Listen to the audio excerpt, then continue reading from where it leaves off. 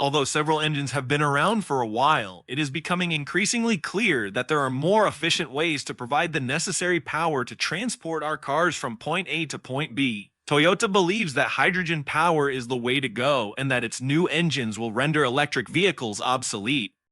It is time to examine the development of Toyota's engines in more detail and discover some other factors that contribute to Toyota's position as a market leader. How does Toyota achieve this? And can Toyota's hydrogen-powered internal combustion engine replace electric vehicles? Let's find out. Toyota is pursuing a multifaceted strategy to being carbon neutral, and the Japanese automaker may find success with it. Toyota has been a pioneer in hybrid and plug-in hybrid automobiles since it introduced the groundbreaking Prius in 1997. These vehicles paved the way for the present electric vehicle boom. Despite its heritage, the Japanese company has been reluctant to embrace the all-electric trend head-on. The controversy surrounding Toyota's opposition to the switch to 100% electric is rather thought-provoking. The ban on gas-powered cars by 2035 has already been authorized by legislators in California, Australia, Canada, and the European Union. Automotive makers are under intense pressure to switch from gas to electric automobiles as efforts to reduce carbon emissions escalate. Toyota, meanwhile, publicly showed its disobedience by declining to ratify the COP26 agreement, which calls for the use of electric vehicles only by 2040. The corporation has purposefully dragged its feet on the issue, arguing that the rush to fully electric vehicles has left many important considerations out. Akio Toyoda, the former CEO of Toyota, received a lot of flack for taking an unpopular position. Jaguar, a British luxury automaker, said publicly that it would go entirely electric by 2025 back in February 2022. Cadillac and Volvo have also stated that they will only sell electric vehicles after 2030. Toyota is in the news for appearing uninterested in a market where many rivals, including Honda, Ford, Mercedes, Volkswagen, and General Motors, intend to phase out gasoline-powered vehicles in favor of electric vehicles. Toyota has a reputation for being among the first to adopt new technologies, so taking this path surprised us. However, its justification is really compelling. Toyota worries that making the change over to all-electric vehicles will not be feasible anytime soon. Akio Toyoda said that EVs are just overhyped and that having too many of them could be dangerous. His opinion is that the high price of electric vehicles combined with the lack of a supporting infrastructure renders their widespread adoption impossible. However, all of it is now hidden from the public because electric vehicles only make up approximately 1% of the global auto fleet. If the number of electric vehicles rises, reality will begin to set in slowly. The biggest issue to deal with when electric vehicles flood the market will be the demand for electricity to meet the load demand that electric vehicles will provide by 2030. The United States needs to expand power output by 40%. In other words, the current electricity supply chain needs to receive investments totaling around $100 billion. Even if some regions of Europe and Asia currently have sophisticated grids as a result of increased electric vehicle customer demand, it would still be far from enough if every car owner switched to electric. Akio Toyoda has voiced reservations regarding electric cars, focusing instead on the necessity of hydrogen-powered technology in vehicles.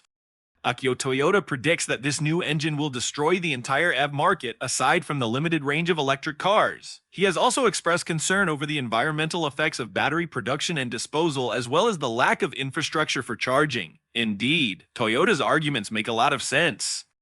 First, there is not enough power to support electric vehicles. Second, fossil fuels are the main source of electricity in the world. Therefore, increasing the number of electric vehicles will not decrease emissions. Rather, it will just change their source.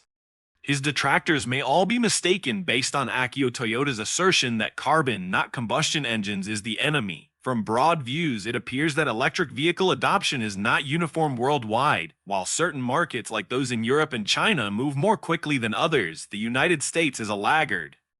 Then there are markets that are far behind with little to no EV infrastructure like Africa. This disparity suggests that the globe is not yet prepared to push forward the all-electric vehicle objective collectively. Toyota believes that switching to all-electric vehicles will leave a sizable number of its consumers completely in the dark. When an automobile is about to launch, you can hear the sound of the carburetors opening as the fuel pours into the chamber, feel the power flow through your chest, and just experience a complete burst of adrenaline. Electric vehicles just can't provide that, but the hydrogen-powered vehicle can, because it operates in a similar manner. Nearly every corner in the country is home to a tiny local repair business, but as electric vehicles gain in popularity among customers, you won't really have that option any longer. You might be able to repair their electric engine by going online and watching a few YouTube videos, but honestly, it's strongly advised that you take it to a certified mechanic who is experienced with the most recent technology. The amazing thing about hydrogen-powered engines is that they're purely mechanical and quite similar to fuel-powered engines. That means the little neighborhood shops you feel safe bringing your cars to will be able to fix them. So one thing to keep in mind is that hydrogen is actually very combustible, which makes it kind of challenging to handle and store safely. Plus, burning hydrogen can produce nitrous oxide, which is another drawback. Now, when we look at Toyota's approach to carbon neutrality, it's honestly a lot more diverse. They're considering a bunch of different technologies to reach zero emissions, unlike almost all the other automakers who are basically putting all their trust in electric vehicles. This sort of mindset is starting to look pretty prophetic, especially now that European countries are searching for ways to cut down on their energy use because of the conflict in Ukraine and how it's affecting energy supplies. Actually, Switzerland has gone a step further by advising electric vehicle owners to only use their cars for emergencies like running errands or going to the supermarket, and this policy could even become law. There really is a path forward for hydrogen-powered cars. But honestly, it might end up being blocked by the dominance of electric vehicles. This consumer choice will be shaped by a complex interplay of factors, including driving range, refueling time, availability of infrastructure, and the total cost of ownership. Toyota's bet on hydrogen is a calculated risk, challenging the industry's singular focus on battery electric technology. The company is effectively arguing for a more diverse and pragmatic energy portfolio for the transportation sector, one that includes hydrogen alongside electricity and potentially other sustainable fuels.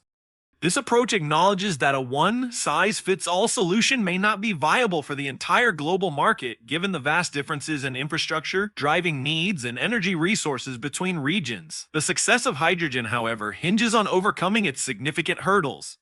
The production of green hydrogen through electrolysis using renewable energy sources must become more efficient and cost-effective to ensure the fuel is truly clean from well to wheel. Simultaneously, a massive and coordinated investment in hydrogen refueling infrastructure is required to give consumers the same confidence they have with gasoline or diesel vehicles. This is a classic chicken and egg problem. Consumers are hesitant to buy hydrogen cars without a robust network of stations, and energy companies are reluctant to build stations without a critical mass of vehicles on the road. Still, hydrogen fuel cell electric vehicles use some pretty advanced technology, and they've got a lot of potential.